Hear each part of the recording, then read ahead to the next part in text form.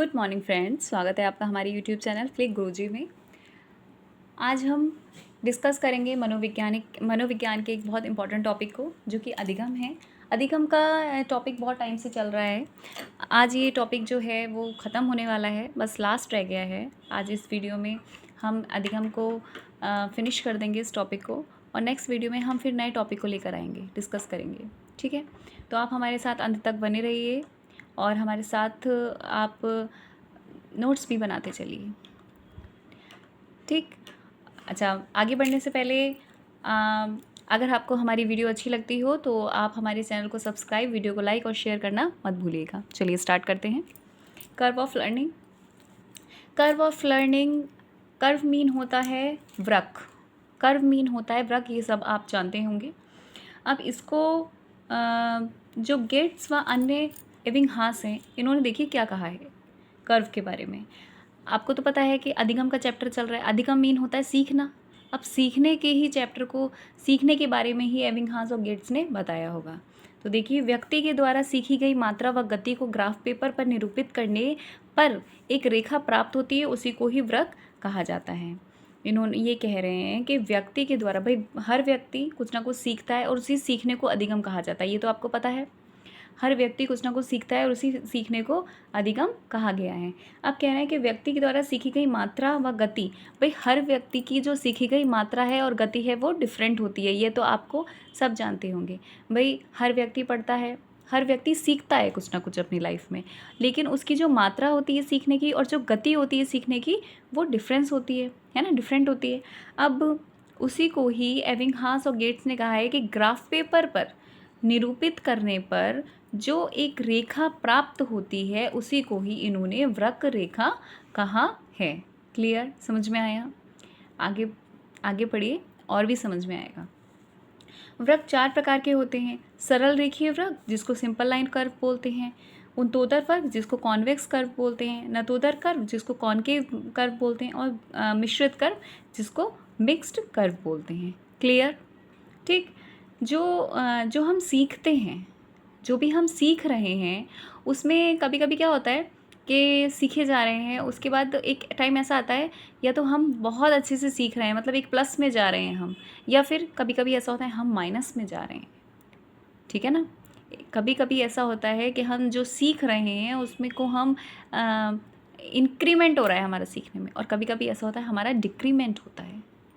ठीक है ना, डिक्रीज़ हो जाता है।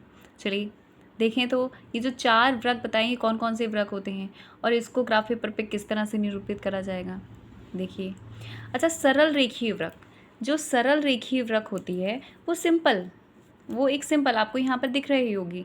सरल रेखीय वृक्क में बच्चा जो है वो सीख रहा है, ना तो कम हो रहा है ना ही ज़्यादा हो रहा है उसके सीखने की मात्रा और गति, ना तो कम हो रही है ना ही ज़्यादा हो रही है। ठीक है, तो इसलिए वो सरल रेखीय वृक्क कहा जा रहा है इसको।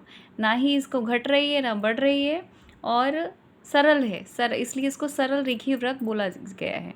क्लियर? अब थोड़ा थोड़ा आपको समझ में आता होगा। अब सेकंड देखिए, उन्तोदर वृक्क, जिसको बोलते हैं ऋणात्मक। उन्तोदर वृक्क जिसको बोलते हैं ऋणात्मक, जिसको कॉन्वेक्स कर्व बोलते हैं इंग्लिश में। वृक्क प्रारंभ में सीखने की गति तो तीव्र होती है, तेज होती है, और बाद में मंद हो जाती है। आपको खुद दिख रहा होगा, पहले एकदम से तेज सीखना, एकदम से तेज हो गया और उसके बाद मंद हो गया। जैसे हम लोग पढ़ाई जब करते हैं तब भी ऐसे ही हो जाता है ना, कि हम क्या कर रहे हैं, एकदम से हमने खूब सारा देख लिया कि भाई आज हमें 6 घंटे पढ़ना है, 7 घंटे पढ़ना है, और हमने पढ़ भी लिया, लेकिन 4-5 दिन के बाद क्या हो गया, 4-5 दिन के बाद मीटर बिल्कुल डाउन हो गया हम लोगों का। तो बस वही चीज़ को आप समझ लीजिए उन्तोदर वृक्क में ऋणात्मक, कि वृक्क प्रारंभ में सीखने की गति जो होती है वो तीव्र होती है, तेज होती है, और बाद में क्या हो जाती है, मंद हो जाती है।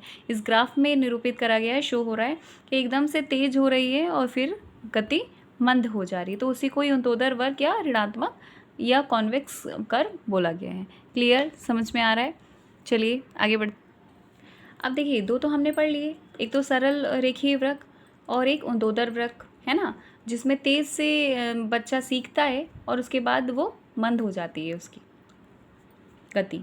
अब नतोदर वृक्क है, जिसको धनात्मक बोलते हैं, जिसको कॉन्केव कर्व बोलते हैं। इसमें क्या है, वृक्क पहले सीखने की गति तो मंद होती है, बाद में तीव्र हो जाती है। पहले सीखने की गति तो मंद होती है, बाद में तीव्र हो जाती है।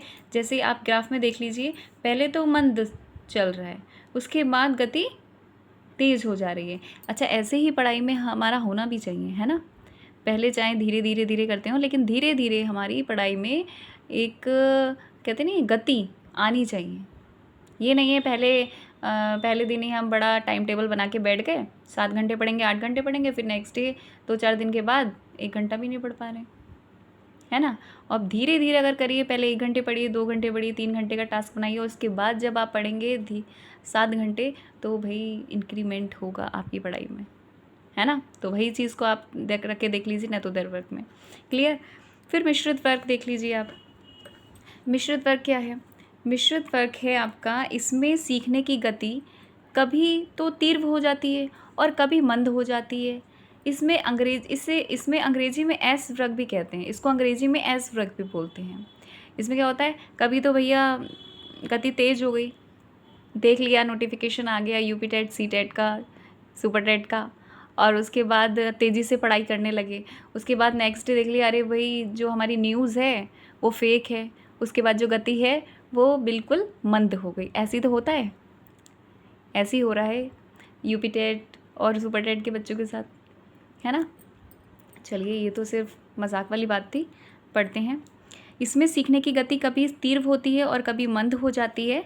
इसमें अंग्रेजी में एस वर्ग भी कहते हैं। देखिए ग्राफ में पहले तो तेज़ हो रही, कभी मंद हो रही, कभी तेज़ हो रही, कभी कम हो रही, कभी तेज़ हो रही, कभी कम हो रही, कभी तेज़ हो रही, कभी कम हो रही है, तो इसको मिश्रित वर्ग बोलेंगे। तो आपने देख लिया कि कर्व क्या होता है ना। निरूपित करना बता दिया। 4 होते हैं सरल रेखीय वर्ग, सेकंड होता है अंत्योदर वर्ग, थर्ड होता है नतोदर वर्ग, और फोर्थ होता है आपका मिश्रित वर्ग। सरल रेखीय वर्ग में क्या होता है, नॉर्मली सीख रहे हैं। अंत्योदर वर्ग में क्या हो रहा है, उसमें पहले जो गति है वो तेज़ी से बढ़ रही है एकदम, और फिर मंद हो जा रही है। नतोदर वर्ग में क्या हो रहा है, पहले गति मंद है, फिर तेज़ हो जा रही है, और मिश्रित में कभी तेज़ हो रही, कभी मंद हो रही है।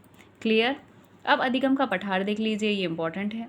अधिगम के पठार, जब अधिगम की प्रक्रिया बिल्कुल रुक जाती है, जब अधिगम की प्रक्रिया बिल्कुल रुक जाती है या स्थिर हो जाती है और वक्र रेखा के समांतर चलने लगती है, उस स्थिति को अधिगम का पठार कहते हैं। जैसे कहने का मतलब है, हम अपने ऊपर ही लेके देख रहे हैं अगर एग्जाम्पल में कि खूब सारा पढ़ाई हो रही है, कर रहे हैं हम, लगे पड़े हैं हम, और एक टाइम ऐसा आया जब हमने बिल्कुल पढ़ाई धड़ाई छोड़ के हम चुपचाप बैठ गए हैं, ठीक है ना।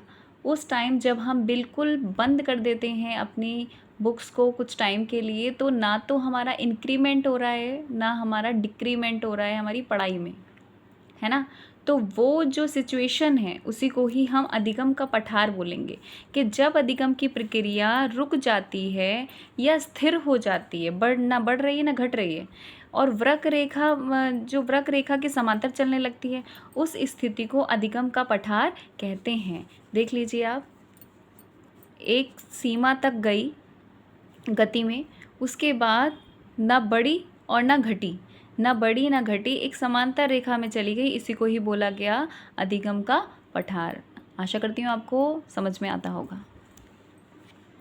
चलिए आगे बढ़ते हैं। अब पठार आने के कारण, अब पठार तो देखिए पता चल गया कि पठार क्या होता है। भाई जब हम बिल्कुल पढ़ाई लिखाई छोड़ देते हैं या सीखना छोड़ देते हैं, पढ़ाई लिखाई को तो मैंने एक एग्जांपल दिया है, कोई भी चीज़ है, किसी भी चीज़ को अगर हम सीख रहे हैं और सीखते सीखते अगर हम बिल्कुल विराम लगा दें, तो उस चीज़ को तो अधिगम का पठार आ जाती है। अब पठार आने के कारण क्या होते हैं, तो ज्ञान अवरोध, ज्ञान में जब अवरोध आ गया, रुकावट आ गई, तो पठार आ जाएगा, स्वाभाविक है। अभिप्रेरणा की कमी, मोटिवेशन की कमी हो गई हम लोगों के अंदर, तो हमारा पठार आ जाएगा। अभिक्षमता, कार्यक्षमता, जो हमारी अभिक्षमता और कार्यक्षमता में अगर कमी आ जाए, तो उसमें उस सिचुएशन में भी पठार आ जाएगी। अनुपयोगी पाठ्यक्रम, अगर कोई अनुपयोगी पाठ्यक्रम है या रुचि नहीं है हमें किसी चीज़ में, सीखने में रुचि ही नहीं है, तो अधिगम में पठार आ जाएगी। और रूढ़िवादी शिक्षण विधि होगी, पुराने ज़माने की बिल्कुल रूढ़िवादी है, तो तब भी अधिगम में पठार आ जाएगी, क्योंकि अधिगम ऐसा होना चाहिए जो रोचक होना चाहिए, है ना, जिससे हमारी कार्यक्षमता, हमारी अभिक्षमता, हमारी अभिप्रेरणा सब कुछ बढ़ जाए। तो आशा करते हैं आपको ये अधिगम का जो लास्ट जो भी आपका टॉपिक है वो आपको समझ में आया होगा। अगर कोई चीज़ आपको समझ में नहीं आई है तो आप कमेंट सेक्शन में मुझे कमेंट करके बता सकते हैं। नेक्स्ट वीडियो में हम उस चीज़ को और इम्प्रूव करेंगे। अगर वीडियो अच्छी लगी हो, आपके लिए यूज़फुल हो, तो आप हमारे चैनल को सब्सक्राइब, वीडियो को लाइक और शेयर करना मत भूलिएगा। नेक्स्ट वीडियो में हम नए टॉपिक को लेकर आएंगे CTP के। तब तक के लिए धन्यवाद। Thank you.